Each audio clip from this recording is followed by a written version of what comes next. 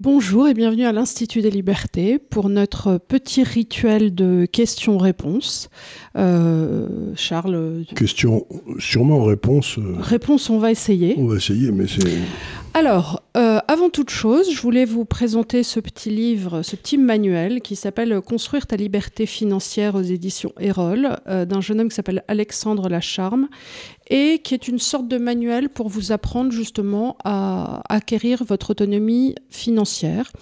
Je vous avais présenté, pour ceux qui sont à l'UDE, donc à l'Université de l'Épargne, celui de Mounir, qui était très bien aussi. Donc voilà, si vous avez envie d'avoir un petit manuel qui vous explique un petit peu comment dessiner votre feuille de route, comment tenir son PEA, comment véritablement tenir un ratio d'endettement, des mensualités, ainsi de suite, c'est bien fait et ça permet d'avoir des idées forces pour un petit peu mettre de l'ordre dans ses finances si vraiment on débute. Voilà, c'était un petit point avant de commencer notre session pratique de questions-réponses. Alors, en ce moment, Charles, on a fait la semaine dernière une émission sur l'Inde et beaucoup de gens en ce moment, nous compris, ont les yeux tournés vers le Japon. Oui. Parce que hier, le directeur, je crois, de la Banque centrale, ou le ministre de l'économie, le numéro 2, je sais pas quoi. Voilà, a dit que c'était horrible, que le Japon est dans une situation similaire à celle de la Grèce, et patati et patata. Alors, je ne sais pas si c'est histoire de faire patienter M. Trump, qui peut-être s'énerve un petit peu sur le fait que la parité des pouvoirs d'achat soit là où elle est. Qu'est-ce que tu en fais ? Qu'est-ce que tu peux dire sur cette élocution que tu as dû voir passer ? Alors, j'ai toujours expliqué, j'espère que vous l'avez bien retenu, qu'il y avait deux sortes de dettes. Celle que vous avez à l'intérieur de votre famille, par exemple. Si par exemple, je t'emprunte de l'argent, moi ma dette augmente, toi tes revenus augmentent, à condition que je te paye bien sûr, mais en consolidé, la dette de la famille n'augmente pas. Tu vois, c'est-à-dire que c'est bon. Et à l'intérieur des pays, c'est pareil. Si tu as des vieux qui prêtent aux jeunes, il se passe rien. C'est-à-dire que c'est un transfert de richesse des jeunes aux vieux ou des vieux aux jeunes. Une dette donc budgétaire n'a aucune importance si elle est souscrite par les citoyens. Et je crois que la dette du Japon a été souscrite à 98% par les citoyens japonais. Donc on me dit que la dette du Japon est de 400% du PIB. Je leur dis c'est du grand n'importe quoi parce qu'en consolidé, il n'y a pas de dette. Donc, si tu veux, là c'était la question que posait Dimitri et il disait donc en conséquence, si le Japon venait à faire défaut, quelles en seraient les conséquences pour le reste du monde ? Mais le Japon... Il ne va pas faire défaut sur sa propre dette qu'il peut imprimer lui-même, c'est complètement idiot. On n'est pas du tout dans la même situation que la Grèce, qui, encore une fois, rappelons-nous, ne détenait pas sa propre monnaie, a été mis dans l'euro par des circonvolutions de M. Draghi à l'époque et de Goldman Sachs, alors que comptablement... Il n'aurait pas dû y être. Il n'aurait pas dû y être parce qu'il n'était pas à la règle des 3%. Et toute sa dette était vis-à-vis des banques françaises ou des banques allemandes. Donc, il était endetté dans une monnaie qu'il ne pouvait pas imprimer auprès d'investisseurs étrangers. Tiers. Donc ça n'a strictement rien à voir. Donc, je ne me fais aucun souci pour la dette japonaise. Ce qui se passe, c'est que ça fait longtemps que la Banque centrale japonaise suit une politique de taux d'intérêt basse. Je ne sais pas exactement pourquoi, sans doute pour maintenir la monnaie très basse, dans l'espoir que ça... Je ne sais pas exactement quel est le but, mais en tout cas, ce n'est pas une bonne idée. Et il est évident que de plus en plus, les taux d'intérêt longs, c'est-à-dire de 10 ans à 30 ans, sont en train de monter très fort parce que les gens disent que ça va finir... par déclencher de l'inflation. Donc je me protège. Mais il y a déjà de l'inflation. Il y a déjà de l'inflation, c'est aux alentours de 2%. Donc les marchés obligataires se cassent la figure, c'est parfaitement normal, mais il n'y a aucun risque, mais zéro, de faillite du Japon, mais même Alors, pas. Je me suis même demandé, de toi à moi, comme on sait que les Japonais, comme les pays asiatiques, ont structurellement ce besoin de sauver la face et ont un grand sens de la dignité, on l'a vu pendant les dernières guerres, si ce n'était pas une façon assez maligne de dire à Madame Watanabe, dites donc, ça serait peut-être bien d'arrêter d'acheter des obligations d'État et de faire quelque chose pour votre pays. On aurait le pognon. On est dans une situation dramatique, regardez, tout le monde le sait, ayez la honte sur votre front. C'est pas impossible. Ayez la honte sur votre front, vous, Japonais. Donc, il est temps que vous achetiez les obligations japonaises... Pour servir votre pays. Si tu dis ça aux Japonais, ils vont se précipiter en épée. Oui, là, ils ont honte. quand même. Ben on vient oui, de dire qu'ils étaient la Grèce. Moi, Oui. j'aurais honte si j'étais japonaise. Oui, mais les Japonais, ils ont très honte très facilement. C'est pour ça que moi, quand j'ai vu ça, je me suis dit, dis donc, là, il est malin.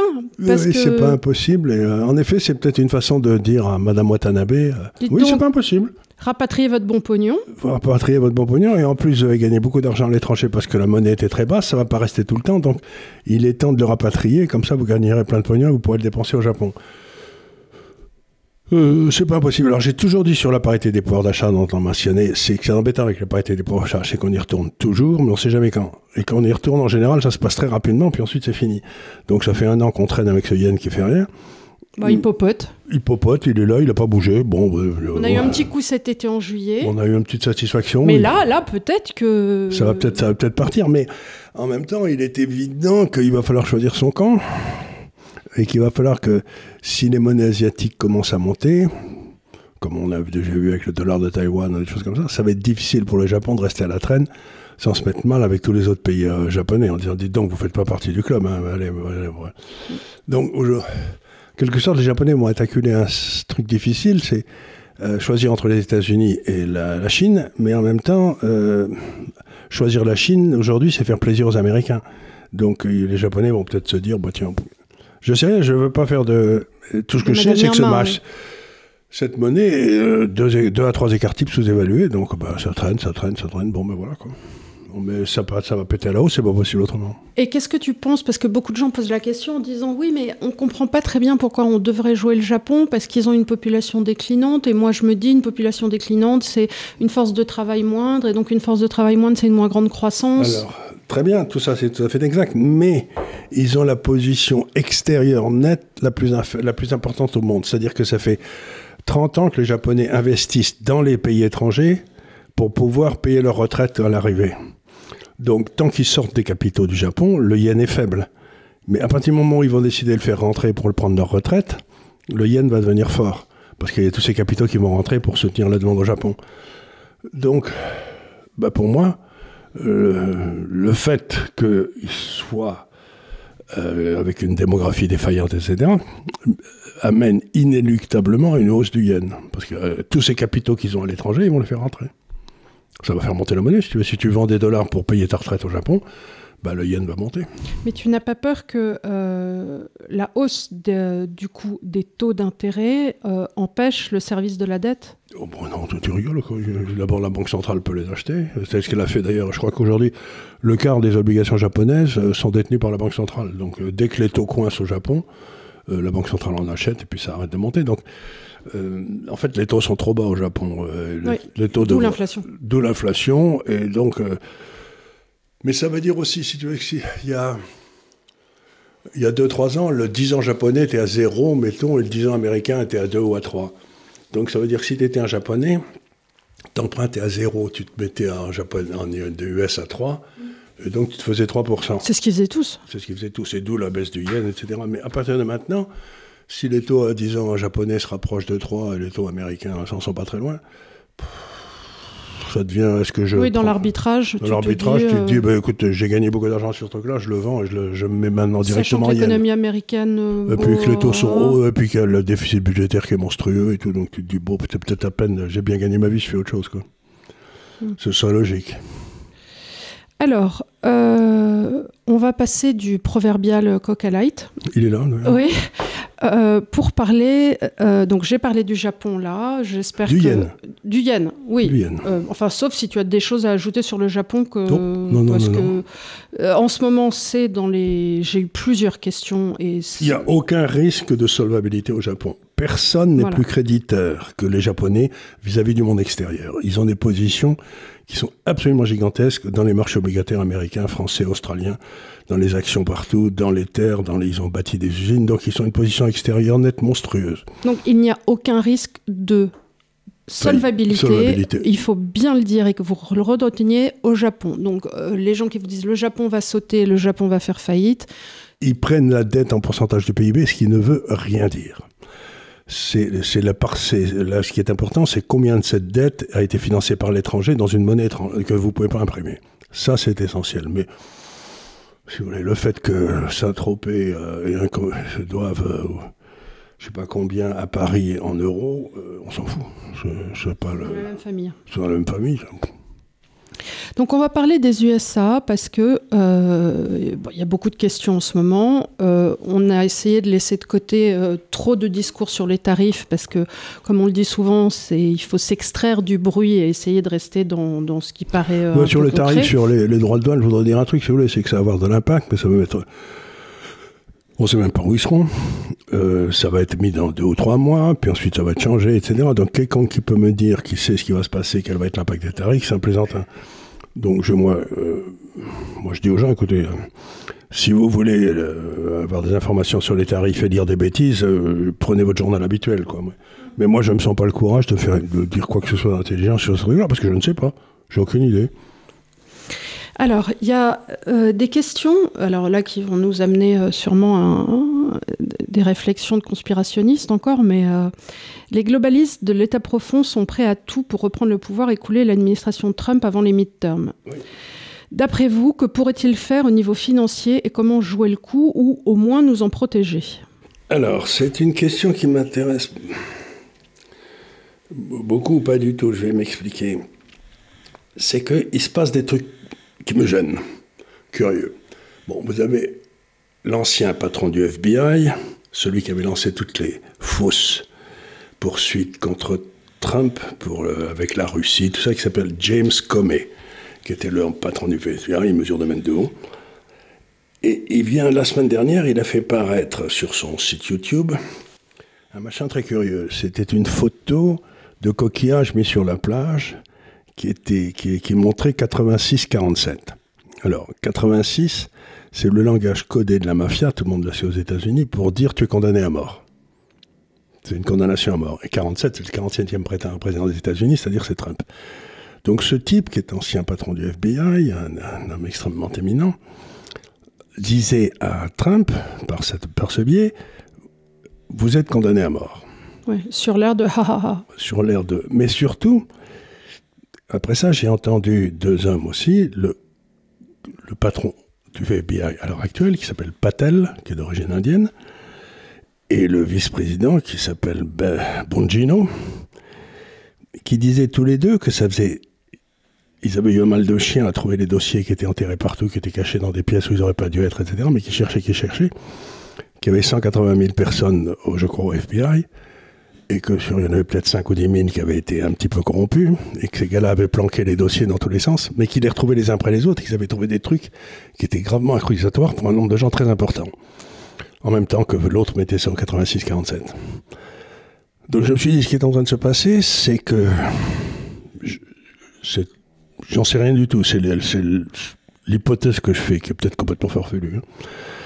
Je dis, dans le fond, ce qu'on commence à subodorer, c'est que Obama, les Clinton, et des gens comme ça sont dans la seringue.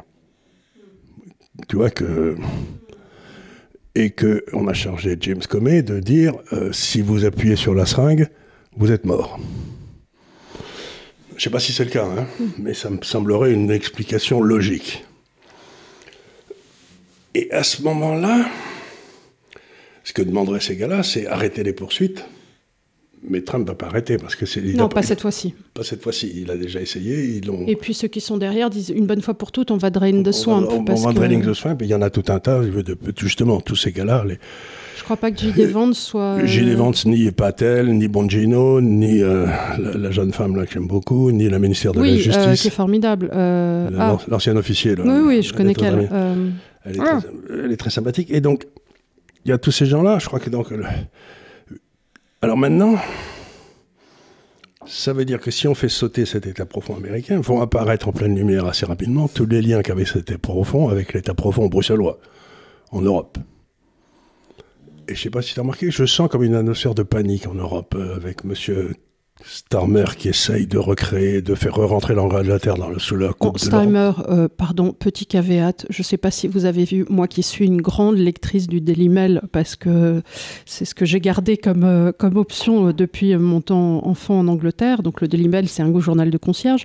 Il y avait des histoires avec un homme escorte qui l'aurait amené chez lui, qui a brûlé sa maison, dont il avait... enfin bon, ça défraye un peu la chronique. Et il est ukrainien. L'escorte. Donc ouais. Et M. Starmer a beaucoup donné à l'Ukraine. Donc, si vous voulez, ça commence à faire un peu désordre, ça. Donc, je veux dire, j'ai senti, par exemple, au moment des élections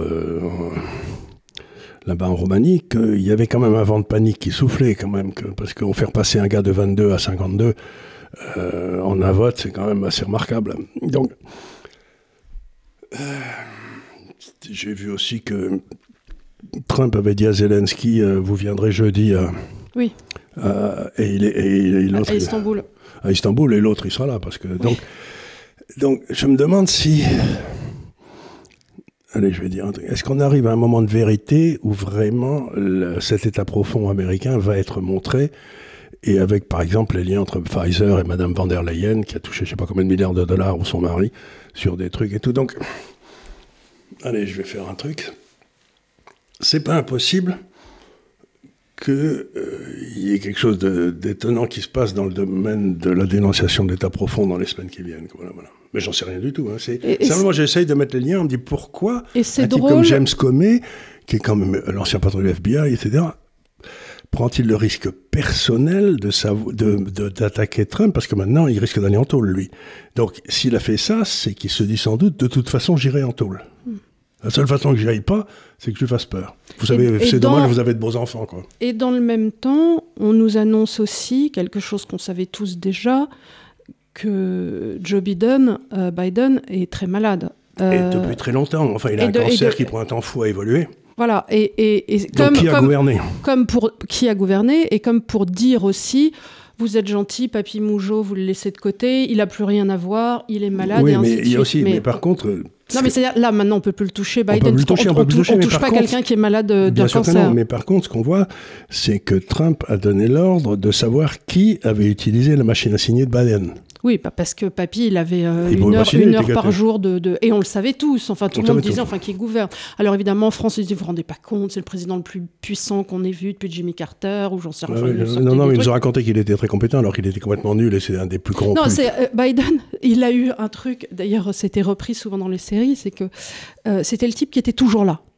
Quand on disait, Yo, Biden is ass, c'est-à-dire que tu te retournes, il y avait Biden. N'importe quelle inauguration, n'importe quelle foire au gras, n'importe quel serrage de pince, il y avait Biden. C'est-à-dire le type, au bout d'un moment, il s'est imposé parce que c'était la sécotine. Tu sais, le sparadrap Et parce qu'il était le sénateur du Delaware, qui est le paradis fiscal américain, donc il avait accès à tous les... Donc il a rendu des services. Et c'est tout si j'ose dire, là, tous les politiciens corrompus ont leur compte dans le Delaware, tout ça, donc il était utile.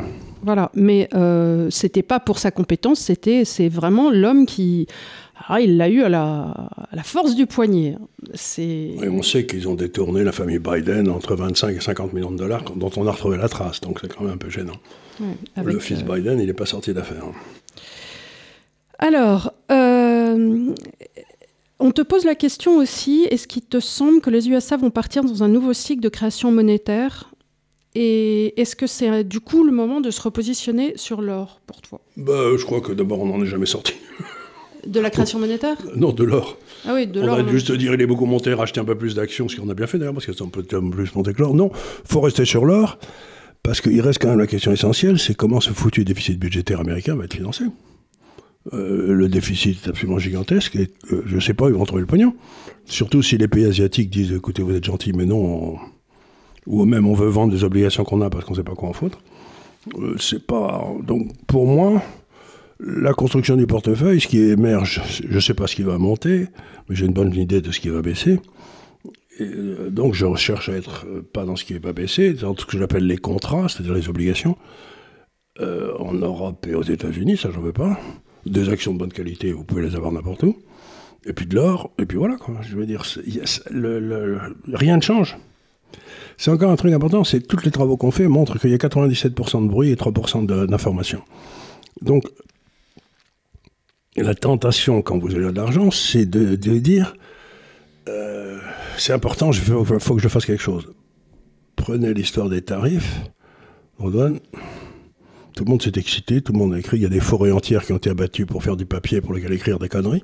Non mais attends, il est vrai qu'au début, quand arrivent ces histoires de droits de douane, on se dit tous, enfin moi qui viens d'une sensibilité libérale, on se dit tous, mais enfin, il est fou quoi, depuis quand on remet des... Puis alors surtout, c'était pas on va remettre 5% de droits de douane, on remet 215% sur la Chine, allez, 330%, enfin bon, c'est n'importe quoi. C'était n'importe quoi, donc ensuite quand le marché obligataire a commencé à s'effondrer, eh ben, ils ont changé de cap à toute allure. Et finalement, j'ai regardé ça, et finalement, on n'a rien fait. Et donc, il y a beaucoup... dites-vous bien que 97 fois sur 100, vous regretterez de n'avoir fait quelque chose. Donc là, qu'est-ce qu'il faut faire? Qu'est-ce que je sais de nouveau? Ben, pas grand-chose que je ne sache, que je ne savais pas déjà depuis 1 an, quoi. Donc, non, ça ne change rien. Pour l'instant, je ne bouge pas. On a une question qui est plus structurelle, on va dire, enfin intellectuelle dans la construction. C'est que toi, tu penses que Trump va tenter de ramener les USA à un simple État-nation. Oui. Et Philippe Fabry, qu'on embrasse et qu'on connaît bien depuis 15 ans maintenant, estime au contraire que l'Empire américain est aussi inéluctable que le romain. Donc pour lui, l'Empire américain, quelque part, ne peut pas décroître et ne peut qu'être demeuré. Et comment ils vont le financer? Alors attends, et c'est du reste l'analyse que j'ai pu voir de personnes qui passent ça et là en disant Trump, au contraire, renforce l'Empire américain. On n'a pas dû entendre le même discours de J.D. Vance qui clairement disait, pour moi, on se retire des Merdenzisch. Mais visiblement, alors je me demande s'il y a une marotte aussi de la part des Européens de dire l'Empire américain avec tout ce que ça comporte, et aussi une obstruction du fait de voir que l'Asie monte. C'est-à-dire, ils veulent rester avec le visuel des anciens paradigmes. Ben moi, quand j'étais à Prague, là où j'avais été invité à ce machin, qui est intéressant d'ailleurs, pour eux, la diplomatie, c'était les relations entre l'Europe et les États-Unis, puis c'est tout. Et je leur disais, mais attention, là, il est en train de se passer l'alliance des trois, Pékin, Moscou et Delhi, ça se passera sur la terre et plus sur la mer, donc la géopolitique est en train de changer complètement. Moi, j'ai un vieux truc, c'est quand l'or quitte un empire ou une nation, quand il s'en va, ça veut dire qu'il est plus compétitif. S'il est plus compétitif, il ne peut plus avoir d'armée. S'il ne peut plus avoir d'armée, l'empire s'écroule. Donc aujourd'hui, l'analyse que je fais, c'est que les États-Unis ne peuvent plus maintenir une armée pour tenir leur empire en place. Donc, il est fini, quoi, c'est tout. Il est certain que quand on voit l'ampleur de la dette américaine et le fait qu'ils doivent juguler avec ça une inflation aussi qui est galopante, c'est-à-dire que c'est quand même pour ça, on le rappelle, et que la classe moyenne américaine c'est pété la gueule. C'est complètement atrophié, et c'est grâce à ça que Trump a été élu, et on oublie de l'analyser, c'est qu'il a véritablement fait une campagne sur l'inflation. Et sur le pouvoir d'achat des classes moyennes, des petits. Et parce qu'on a tous observé aussi ce qu'on appelle l'effet Cantillon, c'est-à-dire que quand il y a une création monétaire, en général, ça ne va qu'à ceux qui sont près du pouvoir. Ceux qui sont proches reçoivent le premier le pognon, donc ils achètent les biens avant qu'ils aient monté. Et ceux qui sont tout en bout de ligne, ils achètent les biens une fois qu'ils sont montés comme des fous. Ils ont pas. Donc plus vous êtes proche de Washington, plus vous enrichissez, et plus vous êtes dans l'Oklahoma ou n'importe où, et plus vous vous retrouvez à la... Et cela dit, c'est aussi ce qu'on a, cet effet Cantillon, on l'a aussi observé en Europe grâce aux formidables taux bas qu'ils nous ont mis. Donc ils ont fait un QE, une impression monétaire, et 2, des taux bas, ce qui a permis à tous ceux qui avaient des biens de les hypothéquer pour acheter plus immobilier qui est donc monté comme des gorées. Et aujourd'hui, là je passais encore, je vois des appartements 130 mètres carrés, 2,4 millions. 130 mètres carrés, 2,4 millions, c'est quoi ce ratio? Non, mais ça veut dire que pareil, 2,4 millions, c'est-à-dire qu'il faudra je ne sais pas combien d'années, il faut 25 ans de salaire complet avant de pouvoir t'acheter ça si tu es un cadre normal, quoi. Mais donc, on est arrivé à des prix... Cette décorrélation entre les actifs et le salaire, c'est insensé. C'est insensé, parce que au bout d'un moment, les gens, ils veulent quand même acheter le bien dans lequel ils vivent, pas rester forcément, effectivement, locataires toute leur vie, et c'est désespérant. Ouais. Et quand quand tu dois louer, tu te rends compte que les locations aussi sont hors de prix. Donc moi, je veux bien tout ce qu'on veut, des analyses historiques, tout ça, que les empires... Bon, l'Empire anglais, il a disparu quand la livre sterling s'est pété la gueule. L'Empire français, il a disparu quand le franc français s'est écroulé aussi. Enfin bref, il y a une relation assez forte entre la monnaie, l'or que vous avez à la maison et l'empire que vous pouvez maintenir. Donc l'analyse que je fais, c'est que les États-Unis n'ont plus l'argent pour maintenir leur empire. Donc ça va s'arrêter, puis c'est tout. Je ne vais pas chercher des trucs compliqués. Hein. C'est juste follow the money, quoi. Alors, tu as fait une petite ouverture justement sur l'Asie et sur l'ouverture de ce dont on vous parle souvent, ce cercle de Valérie Pieris. Valérie Pieris qui, encore une fois, était le pseudo qu'une personne, qui était un professeur d'histoire géo, utilisait sur un site pour expliquer cette notion. Donc on a gardé, et le type avait comme pseudo Valérie Pieris. Voilà, donc c'est le cercle de Valérie Pieris, comme on dirait le cercle de Champollion, on laissait parler de l'Égypte. Non mais c'est... Bon. Tu as donc Waliki qui te demande, ne pensez-vous pas que l'Iran serait le talon d'Achille du triangle Moscou-Pékin-Delhi ? C'est là où on voit très bien que... Aussi curieux que ça paraisse.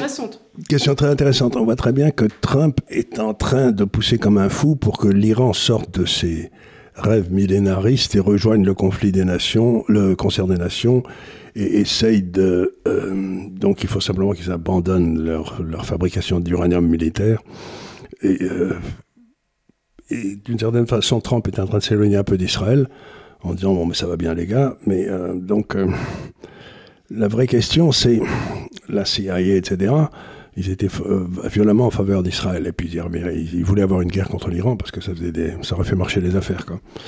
Trump, lui, il aimerait bien que les Iraniens se calment, ce qui lui permettrait de calmer les Israéliens de l'autre côté et puis de faire marcher son truc des accords d'Abraham, quoi, qui était la grande idée. La grande idée. Donc, il doit y avoir des bagarres terribles en Iran, parce que la carte est dans les mains des Iraniens, d'ailleurs. Est-ce qu'ils retournent, est-ce qu'ils abandonnent leur rêve de retour du Mahdi, là, je ne sais plus comment ils appellent ça, celui qui est enterré dans une grotte et qui reviendra à la fin des temps? Ou est-ce qu'ils disent, bon, maintenant, on va essayer de faire monter le niveau de vie du peuple et puis de devenir une nation comme une autre, quoi. Est-ce que je cesse de financer le terrorisme partout comme je le fais depuis 30 ou 40 ans? Ou est-ce que je redeviens l'Iran d'avant les fadas, là, l'Iran du chat? Donc, je ne sais pas. Mais en tout cas, oui, ça, c'est un endroit... C'est très gênant parce que c'est l'endroit où la plupart des débouchés russes arrivent sur la mer, l'Iran. Alors, juste à côté, il y a un autre port où ça pourrait arriver aussi, qui est au Pakistan. Mais enfin, c'est guère... Les Pakistanais sont guère plus malins que les autres. Donc, si ça arrive en Iran, dans le dernier port, là, ce sera une nouvelle extraordinairement importante, parce que ça veut dire que l'Iran accepte de redevenir une nation comme une autre. Donc, pour l'instant, c'est un talon d'Achille, mais si jamais ça sautait, ce serait absolument énorme. Ça veut dire que, tu sais, c'est au 1617, allez moins pacifier le Moyen-Orient. Et là, on pourrait réellement penser que le Moyen-Orient devient pacifié. Là, il faut acheter de l'immobilier à Beyrouth. Alors. Oui, on va attendre 5 minutes quand même pour l'immobilier à Beyrouth. Oui, non, on va commencer par Trébizonde. Si les Iraniens. Oui. Si les Iraniens. Alors, j'ai aussi quelques questions, malgré notre direct qu'on fera la semaine prochaine pour les personnes de l'Université de l'Épargne. J'ai pris quelques questions, dont celle de Basile Victor Pétusso, qui te demande « Je suis un jeune mathématicien récemment diplômé et je souhaiterais savoir quel logiciel M. Gave utilise pour créer ces magnifiques graphiques. Utilise-t-il un outil indépendant des plateformes comme Trade Republic, Swissquote, Python, MATLAB ou un autre logiciel ?» Alors, ce qu'on utilise, c'est Microsoft. Macrobond. Macrobond, qui est un outil d'analyse économique, graphique, etc., qui a été mis au point par des Suédois, qui est maintenant dans quasiment toutes les banques centrales, et qui coûte, selon que vous êtes étudiant ou pas, selon le nombre de postes que vous avez, de 5 000 à 12 000 $ par an par poste. Alors, si j'ose dire, Macrobond commence dans l'analyse économique là où Bloomberg s'arrête, c'est-à-dire l'instantané. Donc, mais vous avez des logiciels de passage pour que vous puissiez piquer des données plus rapides, par exemple, et les décharger sur Macrobond et travailler avec les logiciels de Macrobond. En plus, c'est un logiciel, une fois que vous avez fait un graphique, vous le mettez vous le sauvez dans un coin, là. Et vous le retrouvez jamais. Vous pouvez ne pas le retrouver, mais si vous avez la chance de le retrouver... Je dis ça parce qu'à chaque fois, il me dit, mais je le retrouve plus. Bon, je vais le refaire. Oui. Donc, je l'ai à 4-5 endroits différents. Mais ce qu'il y a d'intéressant, c'est qu'il se remet à jour automatiquement. C'est-à-dire que quand les données brutes sont mises à jour, votre graphique est mis à jour. Donc, c'est très pratique. Si vous voulez faire un tableau de bord avec des graphiques que vous regardez souvent, comme ça, ils sont tous mis à jour et c'est très pratique. Donc, c'est de loin le meilleur système existant, comme le dit ce jeune mathématicien, pour faire ces graphiques, ce qu'il y a surtout vous pouvez calculer, vous pouvez faire des simulations de performance, vous pouvez tout faire avec. Alors, ce qu'il y a surtout aussi de très notable, c'est l'accès sous-jacent à absolument toutes les données. Parce que c'est pas le tout de tirer le graphe, c'est d'avoir aussi... Alors, il y a toute une série de données qui sont quasiment gratuites, toutes les grandes données internationales sur l'or, le plomb, les actions, le cours d'action, etc. Mais si vous voulez des données plus pratiques, plus pointues sur le marché obligataire à 3 ans, 5 ans, 7 ans, vous pouvez aussi souscrire à des données qui ne sont pas de Macrobond, qui ne sont pas des données générales, qu'ils achètent eux-mêmes, par exemple, à Reuters, et qui mettent à votre disposition, mais qui sont compatibles avec les autres. Donc, c'est un outil professionnel absolument inouï. Je suis très content parce qu'en début, c'est nous qui les avons financés. Oui, je me souviens. C'était au moment des Jeux Olympiques d'Albertville. Et on les a financés, on a mis pas mal de pognon, et puis ensuite, ils ont bien vendu, et puis nous, on a gagné de l'argent, et on les a vendus. Et une banque d'affaires qui achetait. Et on s'est dit, oulala, ce prix-là, on vend, ça ne peut pas aller plus haut. Mais si, c'était beaucoup plus haut. C'est allé plus haut. Oui, mais tu sais, ça c'est comme quand vous aviez vendu l'appartement à Londres, celui qui était près de King's Road, là, tout de suite. Il s'est vendu le premier jour. Et donc, dans ces cas-là, tu dis, j'aurais peut-être dû le mettre plus cher, j'imagine, parce que... Mais bon, vous étiez quand même content du prix. Bah oui, puis surtout, ça m'a permis d'acheter l'appartement à Hong Kong, donc la maison à Hong Kong. Donc, oui, voilà, donc faut bien... Non, il y a des moments... Non, mais c'est agaçant, quoi. Oui, non, mais je sais. Oui. C'est comme quand tu... Enfin, on était content de les avoir financés, quand même. Quand tu sors d'une position et que tu vois que le titre continue à monter, c'est énervant. C'est énervant, c'est très énervant. Donc oui, c'est Macrobond, vous pouvez taper leur site, etc. Alors, si vous êtes étudiant, ils ont des prêts pour les étudiants, etc. Voilà. Donc, c'est ce dont je me sers tout le temps. Et on va mettre sur le site, petit à petit... Sur le site de l'Université de l'Épargne, on va mettre une série de graphiques qui seront mis à jour automatiquement aussi, que vous pourrez consulter comme ça. Parce qu'il faut savoir que Charles... Donc nous, on est 4 associés, donc Charles, Léonard, Clément et moi. Et récemment, on a été rejoint... Bon, il y a la personne qui nous fait... Thomas Galis, qui est un super avocat fiscaliste qui nous fait les vidéos sur la fiscalité que les gens de l'Université de l'Épargne ont pu voir, sur comment faites votre déclaration d'impôt en pratique avec si vous avez des différents CTO et que vous devez comment les déclarer, comment l'optimiser fiscalement, parce que ça aussi et il y a plein de choses trappes, il y a plein de choses à savoir. Donc ça, Thomas Galis a été d'une grande help, ça va plus, moi je parle franglais, d'une grande aide. Et Romain Métivé, avec qui Charles travaille, va nous seconder justement dans tout l'aspect construction de tableau de bord pour l'Université de l'Épargne. Voilà. Ce sera qu'on va mettre ça, parce que l'Université de l'Épargne, pour l'instant, on suit un portefeuille, on essaie, mais vous pouvez, par exemple, vous êtes, un Suisse, vous voulez faire un portefeuille permanent suisse c'est tout, quoi, donc vous ne suivez pas notre portefeuille, mais le portefeuille permanent suisse, donc il serait bien qu'il y ait une espèce de petit onglet. Qu'est-ce que vous devez faire si c'est un portefeuille permanent suisse? Voilà. Cela dit, j'en profite pour vous dire aussi aux personnes qui me posent la question souvent en me disant « mais je suis québécois, est-ce que l'Université de l'Épargne peut... » On fera un portefeuille. Non, mais là, pour l'instant, à partir du moment où on est dans une gestion portefeuille de Brown avec les 4 cadrans, et que là, on est sur des ETF qui sont pour partie asiatique, pour partie énergie, l'or, ma foi, c'est l'or, et qu'on n'est pas vraiment sur des valeurs françaises, vraiment, tu peux les toucher du Québec. Hein. J'imagine que... pareil. Non, mais ce sera exactement pareil. Le Québec pourra se faire sans... L'idée, c'est que vous ayez le Québec, les États-Unis, la Chine, je sais pas quoi, Hong Kong, l'Angleterre. Une fois que tu as compris la structure... La logique, tu te fais ton portefeuille permanent, local, et puis tu le fuis tranquillement. Donc, ce que j'essaie de dire, c'est la façon dont nous gérons. Nous, on essaie de vous donner celle qui nous paraît, peut-être la moins risquée, la plus rentable, etc.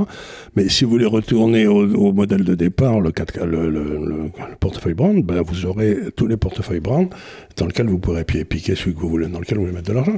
Alors, j'avais d'ailleurs une question d'un autre internaute, que je l'ai vu au début, qui demandait, en gros, oui, je me sens pas à l'aise, et ça je peux le comprendre, en tant que Français, puis il y en a qui doivent rester dans leur PEA parce que fiscalement ils veulent l'enveloppe fiscale. Est-ce que je peux rester sur des actions type Siemens, Schneider et ainsi de suite? Alors aujourd'hui, là, aujourd'hui, ce que j'ai dit aux gens, c'est que vous pouvez rester là-dessus. Vous avez un certain nombre de grandes actions industrielles françaises que vous pouvez foutre dans votre PEA. Vous avez Schneider, Air Liquide, Total, Saint-Gobain. Total qui donne du 7%, on le dit à chaque fois. Oui, c'est pas plus mal. Saint-Gobain, vous avez aussi... attendez, comment ça s'appelle Le Grand. Le Grand, qui est une grande société électrique aussi. Donc vous en avez quand même 6 ou 7 comme ça. Vous pouvez les coller dans votre portefeuille, et là, il n'y a aucun problème. Hein. Ça remplace en quelque sorte les 25% d'actions en Asie, quoi. Oui, c'est ça. Vous pouvez les mettre à la place de... À la place de... Si vous n'avez pas envie de jouer l'Asie... Alors, nous, on a deux choses. On a donc le portefeuille avec les valeurs pétrolières, parce qu'on croit aussi... Parce qu'il y a 25% en énergie, 25% en Asie. Voilà, et 25% en Asie. Mais si vous voulez remplacer l'Asie par... Ou si vous n'avez pas envie de jouer le yen, après tout, ils peuvent faire l'Asie et faire valeur industrielle à la place du yen aussi. Oui, mais ça donnera où il y aura plus d'actions et moins de cash. Donc, il sera plus volatile. C'est vrai, il sera plus volatile. Plus volatile. Il aura sans doute une performance supérieure, mais il sera plus volatile. Ouais. Donc, toucher la volatilité, c'est... Oui, ça fait peur. Là, encore une fois, il faudrait revenir. Si vous avez envie d'entendre parler de ça, Charles a donné un interview à cette chaîne qui est sous-jacente de Amundi. Oui, la Martingale. Et où il explique très bien ça à nouveau, c'est-à-dire comment construire un portefeuille de Brown et comment éviter la volatilité dans un portefeuille. Donc je vous y réfère. C'est une chaîne qui débute, qui s'appelle Martingale, et il a repris ça et j'ai trouvé que c'était très bien expliqué. C'est pas parce que c'est lui, mais c'était très bien expliqué. Non, mais en reprenant les 4 cadrans et pourquoi c'est important. Alors, revenons un petit peu sur notre vieille Europe, parce que tu as commis cette semaine un billet sur la France. Oui, alors là, c'est-à-dire que je suis arrivé à un point de non-compréhension en France. C'est-à-dire qu'il y a si vous regardez... Alors, ce que je voudrais dire, c'est que si vous voulez vraiment vous sentir mal sur la France, vous écoutez un garçon que j'aime bien qui s'appelle Marc Toiti. On aime beaucoup. Alors, beaucoup d'entre vous nous disent, mais pourquoi vous ne faites pas un entretien croisé? Mais oui, on le devrait. Il faut qu'on prenne attache avec Marc Toiti un jour ou l'autre. Et que je l'interroge tranquillement, parce qu'il fait vraiment un boulot parfait, parce que il prend... Mais moi, je le regarde tous les jours. Hein. Il prend les données telles qu'elles sont sorties, il les met en ratio, etc. Donc... moi, j'ai tendance à essayer de peindre des trucs un peu plus longs, etc. Mais si vous voulez suivre au jour le jour l'économie française, Marc Toiti, c'est sans doute ce qui se fait de mieux. Donc, ce que vous dit Marc Toiti, c'est qu'aujourd'hui, on est en train de se péter la gueule comme rarement dans notre histoire. Et vous avez la Banque de France et la Commission européenne qui vous dit que la France va croître de 0,6% par an en France. Mais ils sont fous, quoi. Je veux dire, aujourd'hui, on arrive à un tel déni de réalité... Alors, t'as les fadas à l'Assemblée qui vous parlent des retraites en disant je sais pas quoi. Non, ou mieux, parce que je me suis Il faut taxer les riches. Non, je me suis frité un peu, encore une fois, avec Jean-Philippe Tanguy, parce que tu sais, quand on était chez DLF, on en avait déjà parlé. C'est que ils adorent parler de création de pouvoir d'achat. Et à chaque fois, on leur dit, mais arrêtez avec votre notion complètement idiote de création de pouvoir d'achat. Vous ne pouvez pas créer du pouvoir d'achat si vous ne créez pas de la croissance, et vous ne pouvez créer de la croissance si vous foutez bien vos gros doigts gras en dehors de l'économie, et que vous créer les conditions pour que les entrepreneurs puissent la créer, cette croissance. La croissance n'existe pas, c'est la création de valeur. S'il n'y a pas de valeur créée en France, il n'y aura pas de croissance. Donc il n'y aura pas de création de pouvoir d'achat. Alors, si leur idée de sauver le pouvoir d'achat, c'est... D'emprunter plus ? Non, ou c'est d'organiser comment les cotons-tiges et le coton hydrophile va être réparti entre Pierre et Paul. Ça ne marche pas, ça. Non, mais ça marche. Ils veulent compter le nombre de cotons hydrophiles. Attention, 365, et on les donne. Mais tu dis, mais ce n'est pas une organisation de la misère, l'économie. C'est de se mettre en place pour essayer d'avoir une croissance. Il faut revenir à la liberté. Mais je vais vous expliquer les retraites, ça m'énerve beaucoup. Parce que ça fait 14% du PIB, les retraites. Bon, très bien. Vous voulez maintenir les retraites à 14% du PIB. Bonne idée. Mais si le PIB baisse de 2 ou 3%, ça veut dire que ces 14% deviennent 15 ou 16% du PIB. Mathématiquement. Comme le PIB va baisser de 2 ou 3%, ça veut dire que le point des retraites va monter et que donc il va falloir... Proportionnellement. Et donc ça veut dire que tous ceux qui travaillent, il va falloir les imposer plus.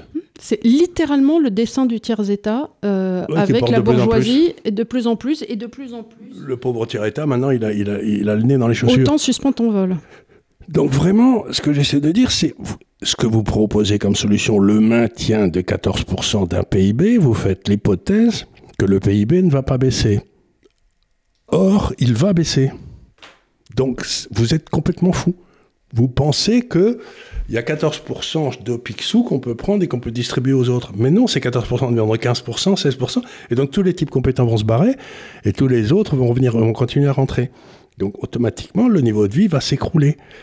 Et je raconte toujours l'histoire de ton frère. Quand il a commencé à travailler il y a 20 ans, il avait été embauché par la BNP. Il avait fait son stage à la BNP dans une espèce d'école qu'ils ont à la campagne là-bas en France. Il était sorti premier, je crois d'ailleurs. Ils étaient 200 ou 300. Et ils lui ont dit, bien entendu, vous restez travailler au siège. Il a dit, bien entendu, rien du tout. Je vais vous m'embaucher si à vous faire rien à Singapour. Siège qui était très joli, cela dit, à côté de la place du marché Saint-Honoré à Paris, avec un très bel escalier comme ça. Il lui restait 150 € par mois pour vivre une fois qu'il avait tout payé, alors que quand il allait à Singapour, il nous restait 5000.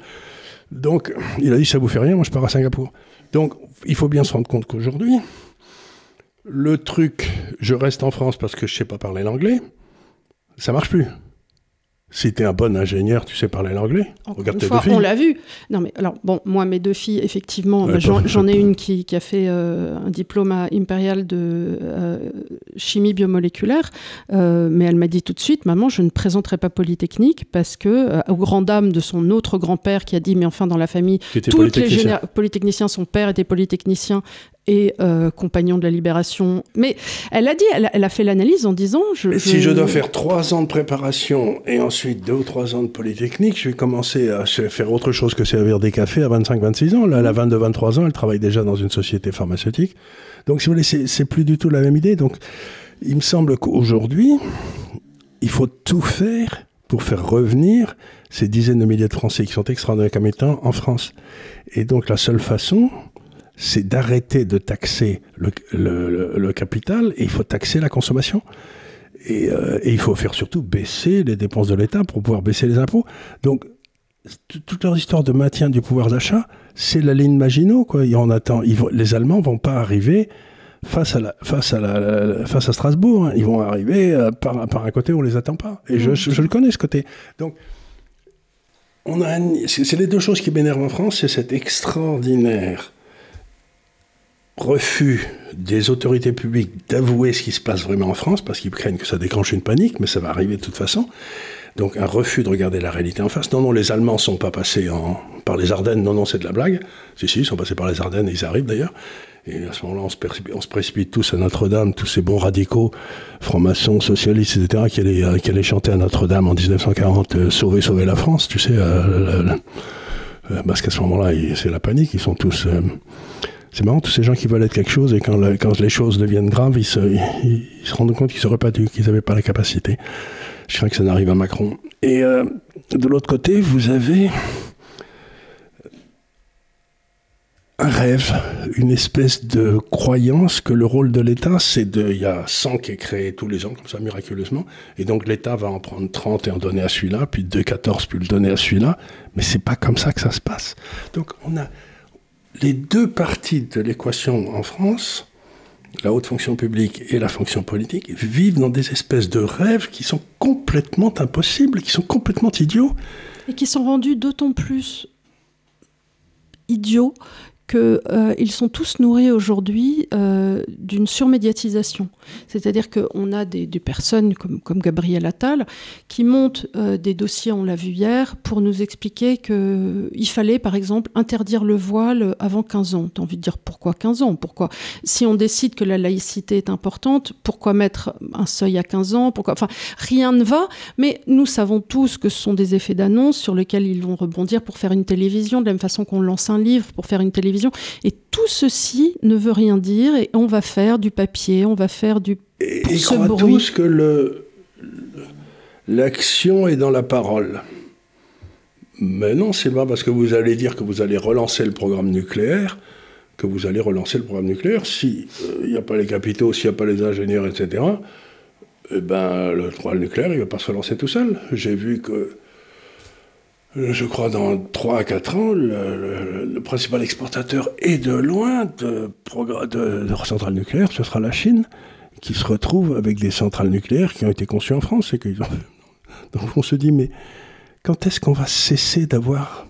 C'est vraiment le gars, tu sais, comment s'appelait celui qui arrivait, le joueur de flûte avec tous les enfants qu'il suivait là, oui, c'était Hamelin. Le joueur de flûte, oui, celui qui emmenait tous les rats. Et là, si vous voulez, les gens ont l'impression que s'ils jouent avec son grand manteau vert. S'ils jouent la flûte, les gens vont les suivre en étant contents, on est content. Mais les gens suivent. Certains suivent. Les journalistes suivent, mais la population de moins en moins. Oui, bon, enfin, quand il y a des sondages qui sont faits. Alors, je ne sais pas, moi, je ne suis jamais interrogée. Non, c'est bon ça, mais par exemple, quand on me dit qu'il y a 90% des Français qui sont persuadés que le prochain, ce sera Monsieur Philippe, je me dis, alors vraiment, c'est qu'il y a 90% des Français qui sont les rois des cons. Quoi, non, alors, je vais te dire, notre grande analyse avec Léonard sur la question, c'est que, en définitive, les gens ont un tel mépris pour la classe politique que c'est un peu celui qui n'a pas parlé qui a raison. Oui, c'est bien possible. Donc, celui qui ne dit rien et qui ne fait rien a une prime au mérite parce qu'il nous a moins cassé les pieds que les autres. C'est pas faux. Et pour l'instant, comme il ne s'est pas encore remis en politique, qu'il est un peu... il fait un petit peu de télé, ça et là, les gens se disent « il est bien cet homme-là, il porte beau, il est grand, et puis il s'est fait réimplanter des sourcils, donc tout va bien. » Mais la minute où ça va recommencer et qu'il va y avoir un peu de bataille à droite et à gauche ou des débats, je ne sais pas si les sondages vont rester aussi... Moi, ce que j'essayais de dire dans cet article de lundi, c'est qu'on était dans la phase aujourd'hui où l'accélération de l'effondrement va arriver, quoi. C'est-à-dire que pendant longtemps, on mettait de plus en plus de dettes pour cacher l'accroissement de la misère, donc on mettait comme ça. Mais maintenant, comme la dette devient plus chère, la dette passée devient plus chère à payer que la dette nouvelle qu'on peut mettre, etc., donc ça veut dire que le niveau de vie baisse. Donc on va vers une baisse du niveau de vie, mais de 1% par an, ce qui ne s'est jamais produit dans l'histoire de France. Est-ce que tu pourrais réexpliquer aux gens justement ce que tu qualifies comme une fuite devant la monnaie ? Là, c'est même pas une fuite devant la monnaie, c'est simplement que tu as emprunté de la dette qui te donne du 3%, à 3%. Allez, hein. Bon, 3%, bon. La moitié de cette dette est détenue à l'étranger. Donc, ça veut dire que avec 3%. Oui, attends, je te coupe 2 minutes. C'est qu'il y a des osos sans formation politique qui font leur malin en disant « Oui, Madame Thévenot, personne ne sait qui détient la dette. » On sait très bien qui détient la dette. Bercy ne veut pas communiquer dessus, mais on sait très bien que pour 50% et plus, elle est à l'étranger, détenue en partie entre 15 et 18% par des Chinois, par exemple, et puis le reste par des Américains, des fonds de pension hollandais, et ainsi de suite, et ainsi de suite. Donc, je ne veux plus entendre de « on ne sait pas qui détient la dette » par des osos. L'essentiel, c'est qu'il y a 50% qui soient détenus à l'étranger. Bon, c'est ça le truc important. Donc, si le taux d'intérêt sont à 3%, il y a 50% de ces 3% qui vont partir à l'étranger. Non ? Et ça viendra en déduction de la richesse créée en France. Bien évidemment. Donc, alors, si on a, mettons, une inflation à 2%, c'est à peu près le cas, une croissance à 1%, ça te fait nominal 3%, il y a la moitié de ces 3% qui sont déjà pris. Et les 1,5 qui restent, compte tenu du croissement de la population, de l'augmentation du chômage, etc., ça ne va pas aller à ceux qui bossent. Donc, je sais qu'à partir de maintenant, ceux qui bossent vont avoir un niveau de vie qui va baisser. Puisqu'il faut payer et la dette, et ceux qui ne bossent pas, et l'État. Donc je dis aux gens, vous ne vous rendez pas compte, mais au bout de 2, 3, 4, 5 ans, s'il y a une chose qu'on a appris dans l'histoire économique, Il y a ce qu'on appelle l'effet de cliquet. Les gens acceptent, sont très contents que leur niveau de vie monte. Si ça part de très bas et que ça monte tous les ans, ils sont très contents. Même si ça reste très bas, ils sont très contents. On voit très bien que, par exemple, en Inde, il y a des tas de gens qui ont encore des salaires de misère et tout, mais dans la mesure où ils montent chaque année, ils ont l'impression que ça va de mieux en mieux, ils sont contents, quoi. Mais par contre, ce qu'on accepte... c'est humain, tu te dis encore un dernier effort et je pourrais m'acheter ceci. Chaque année. Oui, c'est ça. Oui, bien sûr. Tu peux acheter plus de choses. Mais par contre, si ton niveau de vie commence à baisser comme ça, c'est là où les révolutions se passent, parce que les gens n'acceptent pas du tout d'avoir un effet de cliquet. Non, je ne peux pas accepter que mon niveau de vie baisse. Premièrement. Et deuxièmement, c'est très désagréable. Plus tu vieillis, plus d'avoir un niveau de vie qui est moins bien que quand tu étais plus jeune. Parce que autant quand tu es jeune, c'est pas grave d'être pauvre, parce que tu te dis c'est pas grave, il y aura des lendemains qui chantent et puis tu es jeune, donc tu t'en fous. Mais quand tu vieillis, c'est quand même beaucoup plus désagréable de te dire je peux pas me payer ça alors que j'en ai besoin. Je peux pas me chauffer, je peux pas me... Voilà, tu te dis non, déjà que je suis vieux, que j'ai mal partout. Et tu peux pas aider tes enfants. Voilà. Donc on se retrouve dans une situation aujourd'hui où je sais que le niveau de vie en France a commencé à baisser, va continuer à baisser pour ce qu'on peut appeler le futur visible. Donc, ça veut dire que les recettes fiscales vont baisser. Mathématiquement. Puisque la création de valeur aura baissé, les recettes fiscales vont baisser, donc le déficit budgétaire va s'accroître, donc la dette va s'accroître. Donc le service de la dette va s'accroître aussi. Donc on est rentré dans une espèce de machin, qui est une machine infernale. Vous savez, c'est comme l'écureuil dans sa cour, dans sa petit cercle, là, qui se met à courir, et plus il court vite, et plus il peut avoir marche arrière, quoi. Donc aujourd'hui, les gens travaillent de plus en plus, et leur niveau de vie baisse. C'est pas acceptable. Donc on est dans une situation qu'a connue l'Argentine. Voilà, alors justement, j'en parlais avec un très sympathique membre dans mes DM qui me disait, mais en réalité, qu'est-ce qu'il faut pour que l'Argentine arrive ? Qu'est-ce qu'il va falloir comme déclic aux Français ? Parce que le message ne viendra pas des politiques qui, même quand ils disent des mots libéraux... Il y en a pas qui le disent. Il y a ce brave Lisnard, mais c'est à peu près le seul. Alors, qu'est-ce qui va se passer ? Je ne sais pas trop, mais à un moment... Les 50% qui nous ont prêté vont dire ça vous fait rien de me rembourser ma dette, et on ne pourra pas. Et de toute façon, je ne vais pas souscrire à votre dette nouvelle. Donc à ce moment-là, l'épargne française devra être mise à contribution, non pas à 50%, mais à 100% pour couvrir le déficit. Ce qui veut dire qu'il faudra aller chercher l'épargne des Français.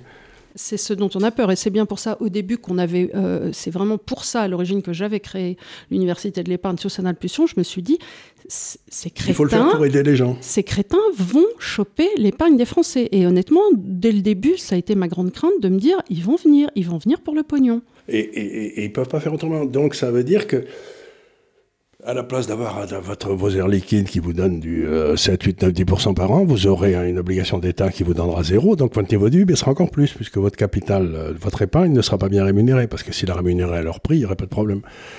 Donc ça veut dire, si vous voulez, que, encore une fois, il faut absolument que vous organisiez votre épargne. Vous ne pouvez pas rester comme un lapin dans les phares d'une voiture. Dans les phares d'une voiture, en attendant qu'elle vous roule dessus. Mais c'est pas possible. Donc réfléchissez, faites quelque chose. Moi, surtout si vous avez mis quelques sous à gauche et que vous essayez de vous en sortir, posez-vous les bonnes questions. Je sais que parfois vous pouvez vous dire c'est embêtant, j'ai pas envie de prendre du temps. Je sais, on dînait récemment avec un copain de ma sœur avant d'aller au théâtre, le doc, et son épouse. Ils sont tous les deux médecins, elle est radiologue, et il disait j'ai pas envie d'y passer du temps, je bosse, il est professeur à l'hôpital, il s'occupe de chirurgie pédiatrique, voilà, il n'a pas envie de consacrer plus de 10 minutes le week-end sur ça. Mais ma foi, quand vous avez 3 sous à gauche, c'est aussi une réflexion quand même à tenir, parce que... Et ensuite, comme ça, vous apprenez vous savez au bout d'un certain temps, si vous faites ça, vous saurez qui ment et qui ne ment pas dans les hommes politiques, etc. Il y a des gens qui mentent et qui ont une idée de vous prendre pognon, il y a des gens qui ne mentent pas, qui essayent de vous aider. Et donc, vous ferez très rapidement la distinction. C'est pour ça qu'ils ne veulent pas que vous génériez votre épargne, parce qu'à ce moment-là, vous sauriez qui est le menteur dans l'histoire. Et vos conseillers de la Société Générale, de Paribas, ils peuvent rien faire parce que eux, on leur donne des préformats, ils doivent vous placer, et ils le font pas de mauvaise foi la plupart du temps, soit ils sont mal enseignés, soit ils sont obligés, ils sont tenus par ce que leur banque leur dit de faire. Et quand Charles était au conseil de score, on on leur disait qu'ils ne pouvaient pas acheter des actions. On leur disait qu'en revanche, en face des obligations, il n'y avait rien à provisionner. Et en revanche, là, c'est ce qu'on a vu la semaine dernière, désormais, l'or est redevenu un actif en face duquel il n'est plus besoin de provisionner, ce qui n'était pas le cas avant. C'est très nouveau, ça. C'est très nouveau et ça veut quand même dire quelque chose. Ça veut dire qu'il y a des gens qui sont en train de dire à la BRI, dites les gars, ça suffit les bêtises sur l'or, il faut que vous nous laissiez en acheter, sans ça, ça va mal se passer, on va sortir de la BRI. Alors, ça sera ma dernière question, parce que là, on parle de l'or, et j'ai eu encore une fois beaucoup de questions sur le Bitcoin et les monnaies alternatives. Et quel est ton sentiment ? Qu'est-ce que tu penses aujourd'hui ? Depuis le début, c'est que le Bitcoin, c'est une tentative de créer une monnaie qui soit une réserve de valeur, qui ne soit adressée ni sur un État, ni sur l'étalon or, mais sur l'acceptation de la communauté qui s'en sert. Donc, c'est la seule. Donc, le seul truc qui soit, si j'ose dire, techniquement une monnaie, c'est le Bitcoin. Mais c'est la première fois dans l'histoire qu'on essaye de faire une monnaie qui soit acceptée par la communauté sans être soit une preuve de travail, soit une preuve de force. C'est-à-dire, si tu as la marine américaine, tu envoies tes bateaux s'ils n'acceptent pas le dollar. Bon, à ce moment-là, tu acceptes le dollar. Parce que aïe Si tu l'aimes, mon dollar. Oui, je l'aime. Et de l'autre côté, la preuve de travail, c'est l'or, qui est du travail qui a réussi. Aristote, on en a parlé. Donc vous avez ces deux... Et là, on dit non.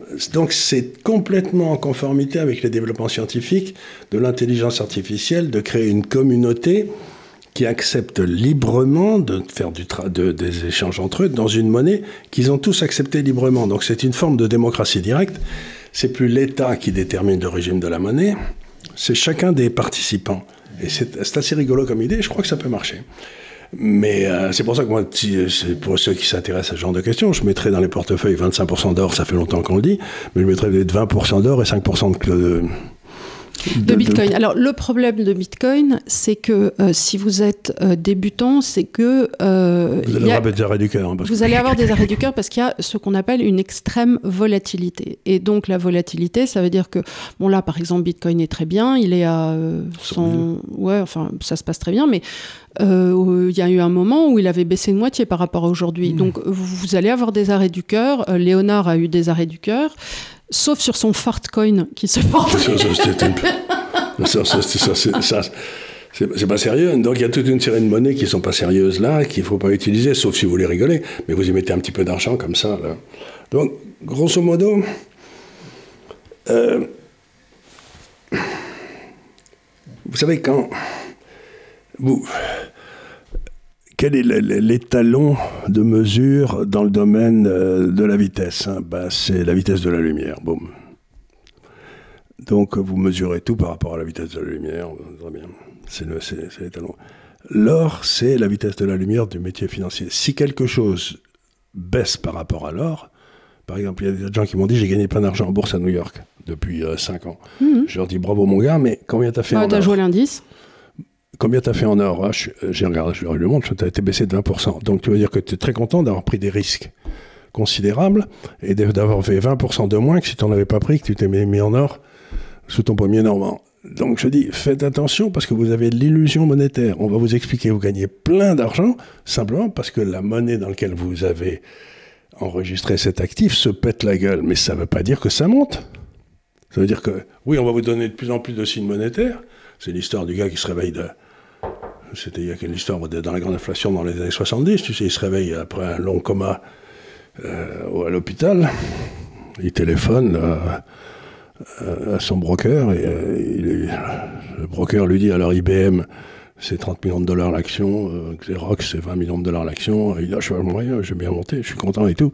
Il y a le téléphone qui appelle en disant que vous pourriez mettre 40 millions de dollars en pièces parce que l'inflation était montée. Donc il y a une partie importante des hausses qui est du pipeau. C'est pour ça que moi je mesure tout, la valeur en or ou la valeur en pétrole. C'est tout, parce que comme ça je comprends. Je me dis avec ça je peux acheter plus de pétrole ou plus d'actifs dans le futur. Donc je mesure tout en or parce que comme ça je ne tombe pas dans cette illusion monétaire. Je vois les vrais changements. Donc ne tombez pas dans les illusions monétaires. Et le Bitcoin, c'est pas mal.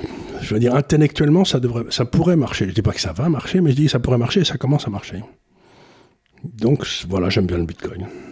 En tout cas, c'est une communauté sympa. Si vous avez envie d'y appartenir, encore une fois, tu n'as pas de recommandations. Il y a Richard Détente qui a monté une chaîne spéciale voilà. Donc vous pouvez aller là-dessus, vous vous formez là-dessus, c'est très bien. Vous formez là-dessus et c'est souvent joyeux et des communautés un peu de garçons, mais si on est une fille, ils étaient très très bien accueillis. Hein. Oui, je pense. Voilà. Bon, je pense qu'on a fait un bon petit tour de ce qui s'est passé ces dernières semaines. Encore une fois, si vous voulez plus d'informations sur l'Université de l'épargne dont on a parlé, vous pouvez aller sur le site. Un point important, c'est que toutes les publicités pour Charles Le Gave que vous voyez sur YouTube et tout, je vous recommande d'acheter l'action XYZ, c'est des fraudes. Oui. C'est des fraudes. Souvent. On le dit, je crois qu'on va le dire au début de chaque émission, toutes ces publicités sont fausses. Je le dis très souvent sur Twitter, toutes les communications que vous voyez sur Facebook, sur Meta, donc Instagram et Facebook sont des fausses. On ne fait aucune publicité, on ne vend aucune action, il n'a pas temps et il n'a jamais recommandé une action en vous disant ça fait, puis surtout quand on voit, puis alors les mises en page, et puis voilà, donc surtout n'oubliez pas, il faut le rapporter, mais ne pas dire que c'est une personnification d'un tiers, dire que c'est une publicité illicite. Le problème qu'on a avec ça, c'est que je le fais évidemment tout le temps, mais que comme c'est des gens qui prennent des publicités payantes, Meta ferme les yeux parce qu'eux, ils touchent de l'argent. Donc c'est un peu un cercle sans fin parce qu'ils ne veulent pas admettre qu'ils font des publicités qu'ils ne devraient pas. Et puis alors moi, j'ai beau leur envoyer ta pièce d'identité en disant « je suis responsable d'autorité de Charles Le Gave et tout », ils s'en foutent, mais je peux souffler dans un violon, quoi. Et en plus, souvent, ces comptes sont domiciliés quelque part dans le Zimbabwe ou... Voilà, au Ghana oriental, voilà. Et donc, avant d'aller les poursuivre, vous pouvez déjà vous brosser. Hein. Voilà, donc c'est un peu le souci. Voilà, on vous remercie à nouveau de nous avoir suivis et on vous dit à très bientôt pour de nouvelles aventures. Merci beaucoup.